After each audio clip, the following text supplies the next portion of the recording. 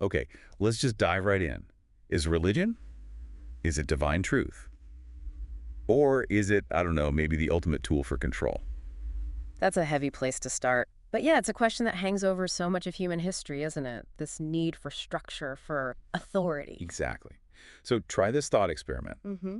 Picture a world with absolutely no cosmic judgment, no scorecard up there, no divine eye watching. Okay. No eternal consequences, basically. Right. Would you suddenly become this beacon of pure honesty? Hmm. Or would maybe some other parts of you come out, parts you keep hidden, even from yourself? What happens when the only stakes are, well, here on Earth? It really forces you to think about where morality comes from, doesn't it? Is it baked into us or is it Yeah. handed down? Where does right and wrong actually start? I mean, I remember being a kid praying. Mm-hmm. And honestly, a lot of it was because I was terrified of hell, that vivid imagery, Oh, absolutely. Fear is a powerful motivator. But was that faith? Was it a real connection? Or was it just Fear. self-preservation, maybe? Well, fear has certainly been used historically as a tool for social cohesion. The threat of divine punishment. It's effective for keeping people in line, setting And boundaries. then you see the contradictions, right? These unbelievable billion-dollar cathedrals, supposedly monuments to humility. Right. Well, the message is often about poverty and detachment from worldly goods. Exactly. And preaching universal love. But then there's always that asterisk, isn't there? Yeah. Defining who's not included in that love. Mm-hmm. Is that divine will? Or is it just us? Human ego, human biases writ large. There's almost always a tension, isn't there, between the ideals of a religion and how human institutions actually practice it. Power, influence, they can definitely muddy the waters. But let's be clear, this isn't just about, like, dusty old scrolls. Control wears modern clothes now. How do you mean? Well, the politician wrapping themselves in scripture to get votes. The online guru selling enlightenment packages. Ah, right. The commodification of spirituality. Yeah.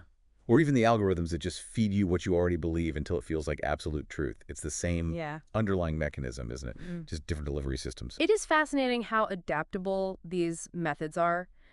The basic human need for meaning, for belonging, that doesn't change.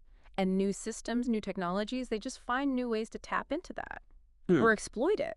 So what if all that comfort religion offers the order, the meaning, the promise of an afterlife? What if it's just like a spiritual painkiller? An anesthetic. Yeah. Yeah. Numbing us to the, I don't know, the chaotic, or maybe terrifying, but also beautiful truth of just Yeah. existing without a net. Is that comfort a safe harbor or is it really a cage? That's a crucial point. What do we lose when we prioritize comfort over perhaps a more difficult truth? Does avoiding discomfort prevent growth?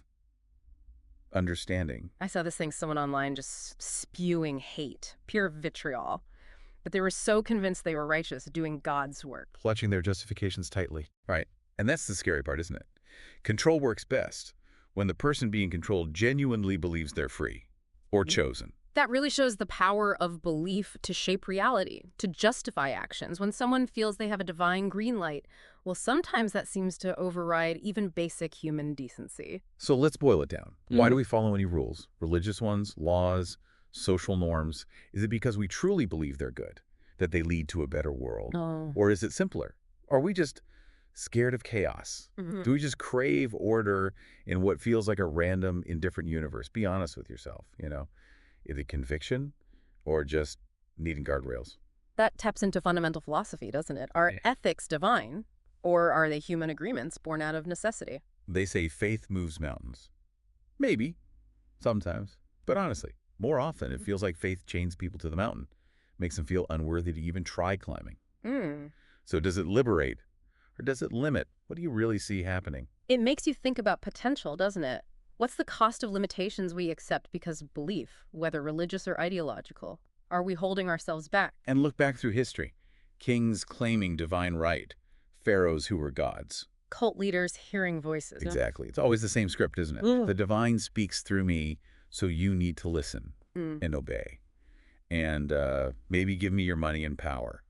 Does that sound familiar at all today? That pattern is undeniable. Using divine authority as justification for power structures, for extracting resources, it's incredibly effective because questioning it becomes questioning God himself. So just take a second. Right now. Feel that little bit of unease, maybe. What structures, what beliefs are you holding on to tightly? What gives you comfort, a sense of place? Yeah. And could those very things? Yeah. Maybe be drawing lines around you, limiting where you can go, what you can think. That kind of honest self-assessment is, well, it's vital, isn't it? If you want genuine freedom, looking at the foundations of what you believe, do they serve you or do you serve them? And it's easy to point fingers, right, at the true believers, the fanatics. But what about our own tribes? Our own allegiances. Yeah, your political party, the brands you defend like family, the online bubbles, are these just different kinds of churches demanding the same sort of uncritical belonging? That's a sharp observation. Our tribal instincts are incredibly strong. How do they interact with our beliefs? Does group identity sometimes trump truth? Okay, here's a tough one. Imagine a being appears, undeniably God, immense power. But its commands are horrific. Cruelty, injustice, hate. The Euthyphro dilemma, essentially. Right. Do you obey because it's God? Or does something inside you, something fundamental, reject it? Where's your ultimate loyalty? To the divine command or to conscience, goodness itself? It forces the question, does morality come from God or does morality exist independently, something even God would be subject to? Think about this just practically. Walk around any town. How often do you see churches right near pawn shops, temples near homeless shelters? An interesting juxtaposition. Faith often promises future rewards, heavenly treasures, while asking for sacrifice now. Who really banks the benefit of that deferred payment? The believer hoping for paradise, or the institution collecting donations today? It certainly brings up the economic dimension of religious organizations, which is significant and often complex, how resources flow, who controls them. And what about the practices themselves? Does prayer change God's mind? Or does it mostly change the person praying? Is that feeling of ecstasy, is it touching the divine, or is it just fascinating brain chemistry? Neurotheology explores some of that. And ancient scriptures, timeless wisdom, or the cultural biases of their time that we twist ourselves into knots trying to make relevant. Is faith a virtue, or is it sometimes just a way to avoid thinking too hard? These are the questions that move us beyond just accepting things at face value, aren't they? Looking at the psychology, the sociology, the history behind it all. You know, part of me, it still craves that certainty. That black and white world religion seems to promise good, evil, all sorted out, someone's in charge. Yeah. It's comforting. The appeal of order is strong. But the other part sees the conflict, the hypocrisy, the control mechanisms we've been talking about. Yeah. And it just wants to tear it all down. It's like this constant internal argument. Does that make sense? Absolutely. That tension between wanting certainty and seeing the complexities, the flaws, that's the sign of an honest engagement with the topic, I think. It's not comfortable, but it's real. I heard this story once from a former priest. He said the hardest part wasn't losing his faith in God. It was realizing the immense power he had over people just because they believe he spoke for God. That weight of perceived authority. Yeah, he said it was intoxicating and terrifying. Power corrupts, right? Does divine authority just supercharge that corruption? Well, any concentration of power carries risks. Right. When it's seen as divinely given, questioning it becomes more than just disagreement. It can feel like heresy, like betraying God himself. That raises the stakes enormously. Okay, maybe an unpopular thought here. Brace yourself. What if religion is a tool for control, fundamentally? Right. And what if, maybe, it was necessary, at least early on, like for a species like ours, prone to chaos and violence? Maybe we needed those shared myths, those rules, those divine threats, just to stop us from wiping ourselves out long enough to build societies. So a sort of necessary evil for social development. Maybe. Does the initial necessity justify the long-term baggage, the control that persists? That's the question, I guess. It's a profound question about order versus freedom. Can control, even if beneficial initially, eventually stifle us, prevent further growth? And look how it adapts. Confessionals are now public apology videos. Sacred texts get swapped for self-help books and manifestos. Priests and gurus become influencers. Offering guidance and absolution in new forms. Yeah. It seems like we still crave the dogma, the forgiveness, someone to tell us the rules and that we're okay. We've just changed suppliers. What does that say about us? It does suggest that the underlying human needs for meaning, guidance, moral structure, community are incredibly persistent. Even as the outward forms change, we keep looking for answers. All right, honesty check. Brutal honesty. Have you ever, even for a second, used a belief, religious, political, whatever, not to find truth, but to feel superior, to judge someone else, to make excuses for yourself? This stings a bit, doesn't it? Yeah, me too. It's a very human thing, I think. That little ego boost from feeling like you're on the right side. That in-group, out-group dynamic. Oh. Using beliefs to draw lines, create hierarchies. Feeling right is a powerful drug. Think about something like the Crusades. Huge armies convinced they were serving God by committing atrocities. A dark chapter, undoubtedly. Were those people just monsters, Mm-hmm. or were they controlled?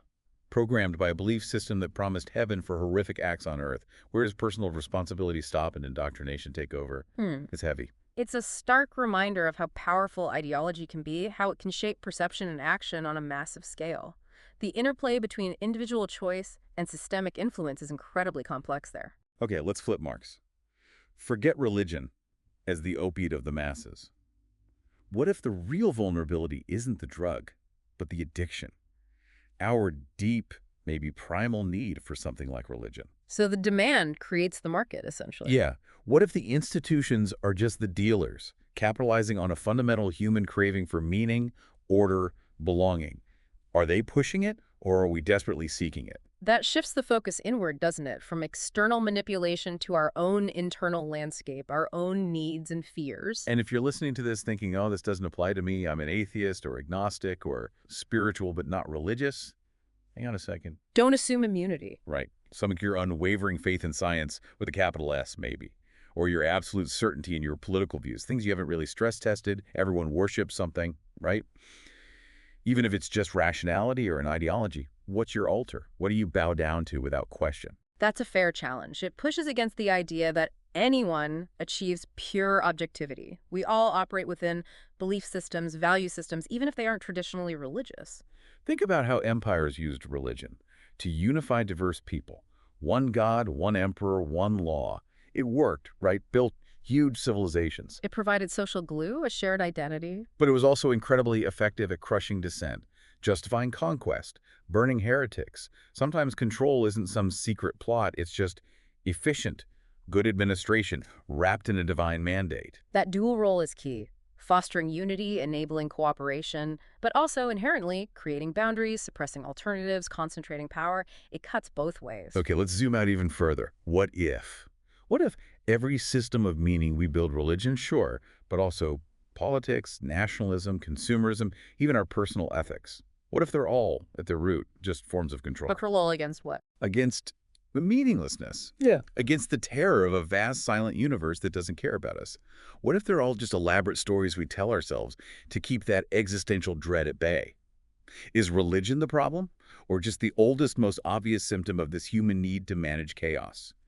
That's a lot. It's a deeply philosophical, potentially unsettling idea that the very act of creating meaning involves creating structures, rules, narratives, which inevitably exert a kind of control, shaping our perception and behavior. So if all these things that define you, your beliefs, your affiliations, your strongest opinions might actually be control mechanisms, who are you underneath it all? Peel away the labels, the dogma. Yeah, strip it all back, what's left?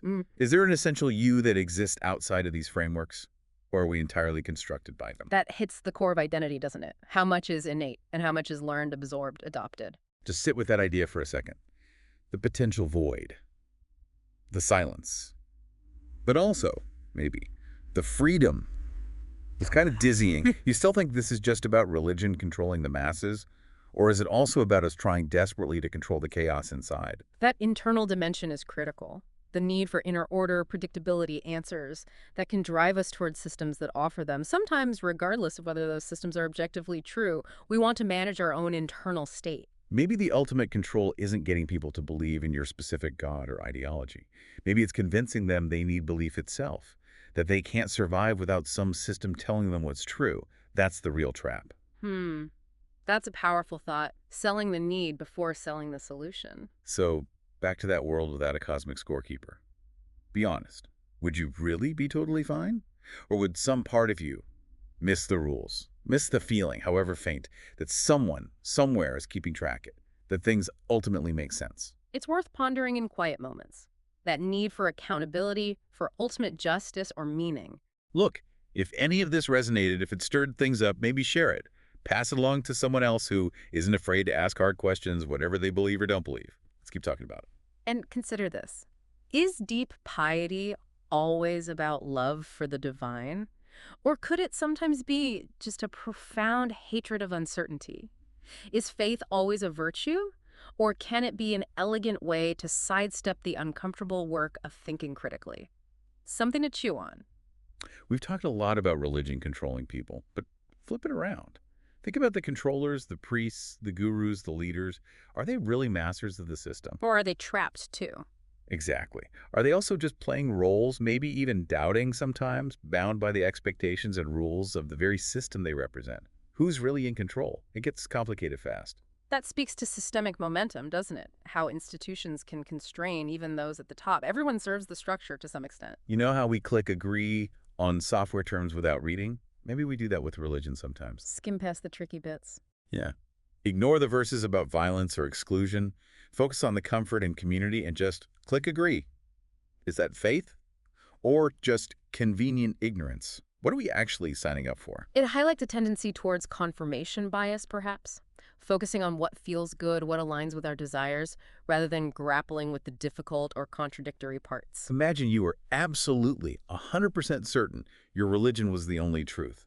Everyone else, wrong, maybe damned.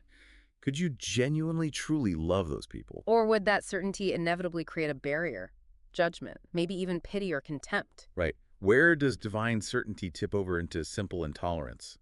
Can you be absolutely sure you're right and still have genuine compassion for those you believe are utterly wrong? It raises difficult ethical questions about exclusivity in belief systems. How does the one true way coexist with pluralism and empathy? So take stock.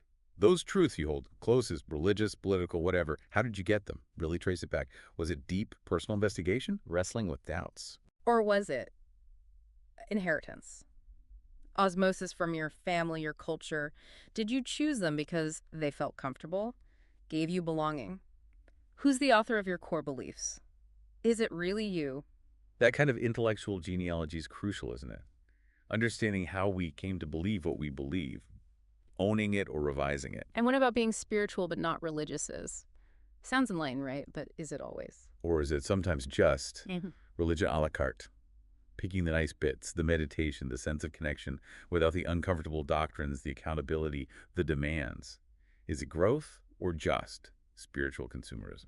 It's a critique worth considering. Does avoiding the structure sometimes mean avoiding the challenge, the potential for deeper transformation that can come from grappling with difficult ideas or community expectations? I knew someone who left their faith, not because they stopped believing in something bigger, but because the God they were taught felt, well, too small, too human, too much like the people preaching.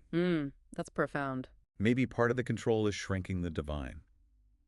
Making God in our own image, with our biases, our limits, instead of grappling with something truly other. That anthropomorphism is a powerful tendency. We relate to what's like us, but does it limit our concept of transcendence? And what's the ethical price of belief when faith tells you to silence your doubts, or shun people who leave the fold, or worse, justifies violence? Does it provide clear moral lines, or can it sometimes blur them? Justify the unjustifiable in the name of a higher cause? Yeah.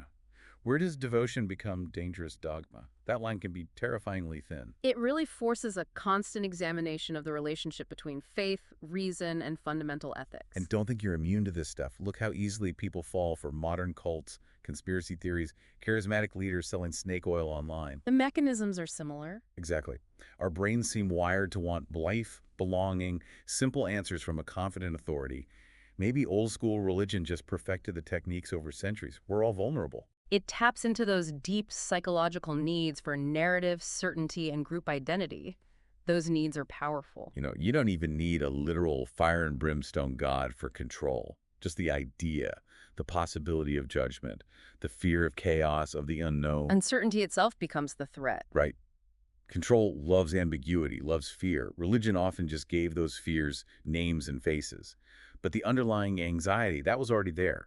Fear is currency. And providing answers, even frightening ones, can feel better than living with the questions. It fills the void. So who gets to say religion is just control? A historian, a believer, an atheist, you. No. And what does your answer say about you, your biases, your own needs? That meta-perspective is important, turning the lens on ourselves. Why do we interpret it the way we do? What does our interpretation fulfill in us? I'll admit something. I used to feel pretty smug in my atheism, saw the control and religion everywhere. Then it hit me my own rigid certainty, my absolute conviction that it's all meaningless, that it become its own kind of dogma. An intellectual cage. Yeah, Just a different flavor of control I'd built for myself. The irony wasn't lost on me. That's a powerful realization. Even skepticism, held too tightly, can become its own unquestioned belief system. Balance is key. Nietzsche said God is dead, right? But maybe the need for God, that deep ache for meaning, for guidance, for something bigger maybe that never dies. We just find new idols. Maybe. Technology, money, fame, political ideologies, the state. We keep finding new things to grant ultimate authority, things to control us. The names change. The impulse remains. It suggests that the search for transcendence or meaning is fundamental, and if one framework fades, others will inevitably rise to take its place. Nature abhors a vacuum, perhaps even a spiritual one. Okay, here's the really uncomfortable question hiding under all this. If religion is, in part, a control mechanism, what are you afraid you'd do without it? What impulses might surface? Yeah. What parts of yourself are those beliefs keeping in check? Be honest. It's unsettling to even ask, isn't it? It really probes the idea of self-control versus external control. Are the beliefs a necessary restraint? Perhaps even one we subconsciously welcome because we fear our own potential. Think about times you've stayed stuck. In a job, a relationship, even a community you didn't fully belong in anymore. Why? Often it's just fear of the unknown, right? The familiar cage feels safer than the terrifying freedom outside. That inertia, that fear, that's a powerful form of control, too. Sometimes we're our own jailers. Connecting the macro-level discussion of societal control right down to our individual psychological patterns, it's all linked. What if good and evil, as defined by religions, aren't cosmic truths? What if they're just really effective tools for social management, for keeping the tribe together, functioning smoothly? And true morality is More complex, messier, something you have to figure out for yourself without a divine rulebook. That's a scary thought for a lot of people. Who decides that? It challenges the foundation of externally derived ethics and points towards a more internal, perhaps evolving human understanding of right and wrong. Morality as a process, not a decree. So is religion the shepherd guiding us? The butcher using us? Or just the fence, defining the field, keeping us in, keeping predators out, but also keeping us from exploring beyond? And does the original intention matter as much as the actual effect? Containment versus guidance. Yeah, intent versus impact, always. It's rarely simple, is it? Almost never black and white. The roles are often mixed, contradictory even. And if your faith is everything, your morals, community purpose, what happens to you if it collapses? Does your identity just dissolve? How much of you is built on that foundation? Who are you without it? It highlights how deeply intertwined our beliefs can become with our very sense of self. Losing faith can feel like losing oneself. Maybe. Mm-hmm. Maybe some people cling to religion not out of faith, but out of shame. Shame about what? Being human. Having doubts, desires, flaws. Religion offers a way to wash that away, right? Spiritual cleansing. Feel good again. Is that salvation or just really effective ego management? What's the real driver? That introduces guilt and the desire for redemption as powerful psychological motivators for religious adherence. The need to feel worthy, accepted. Okay, tricky ethical one. If telling one suffering person a comforting lie, a lie that supports a controlling system, eases their pain right now, is it wrong? Empathy versus enabling. Exactly. Where's that line? Providing comfort versus perpetuating something potentially harmful long-term. Good intentions, complex consequences. It highlights the difficulty of navigating immediate needs versus systemic effects. The greater good is often murky. And your silence. When you hear dogma, you don't buy. When you go through rituals that feel empty, don't think that's neutral. It's passive agreement. It's fuel. It keeps the system going. Control doesn't always need loud believers. It thrives on quiet compliance. Silence is consent, in a way. It underscores the power of collective participation, even passive participation, in maintaining belief structures. Questioning takes energy. Silence is easy. Picture the end of your life, looking back. Will your beliefs feel like wings that let you soar? Or bars that kept you caged? Did they expand your world or shrink it? Did you use your faith? Or, in subtle ways, did it use you? That's the ultimate audit, isn't it? It brings a vital, long-term perspective. What is the ultimate impact of our convictions on the trajectory of our lives and our understanding? And maybe true faith isn't certainty. Maybe it's the opposite. Maybe it's the constant wrestling, the doubt, the questions. Maybe blind following isn't faith, it's just obedience. And maybe obedience is exactly what control systems want. Maybe doubt is the real sign of life. That reframes faith entirely, doesn't it? as an active engagement, a journey, rather than a destination or a set of fixed answers. Questioning as a form of devotion. I gotta say, talking about this stuff, it's not easy. It feels messy. Admitting the control potential in things that give people so much meaning, it's uncomfortable. Easier to just pick a side. All good or all bad. But the truth is rarely that simple, is it? No. It's usually tangled, nuanced, and, yeah, unsettling. Complexity isn't comfortable. But acknowledging that complexity, that discomfort, is maybe the first step towards a more honest understanding. It takes courage to sit with the ambiguity. Because ultimately we're all in this together, right? Trying to make sense of things, find some meaning, some safety, be decent people. Whether through scripture, science, art, philosophy, we're all searching. Yeah. And we're all vulnerable to systems that promise easy answers, that offer belonging. Remembering that shared vulnerability, maybe that's key. Maybe that allows for more empathy, less judgment. So back to that first question, honesty without the cosmic judge. It's not really about God, is it? It's about us. What keeps you on track when nobody's watching? Fear, conscience, habit, aspiration. Yeah. What's your internal compass pointing towards? The answer is, well, it's inside you. Religion might promise to set you free. But first, it often defines the cage. Think on that. If this deep dive got you thinking, let it simmer. Revisit the uncomfortable bits. Our goal isn't easy answers, it's better questions. Keep questioning, especially yourself. Until next time.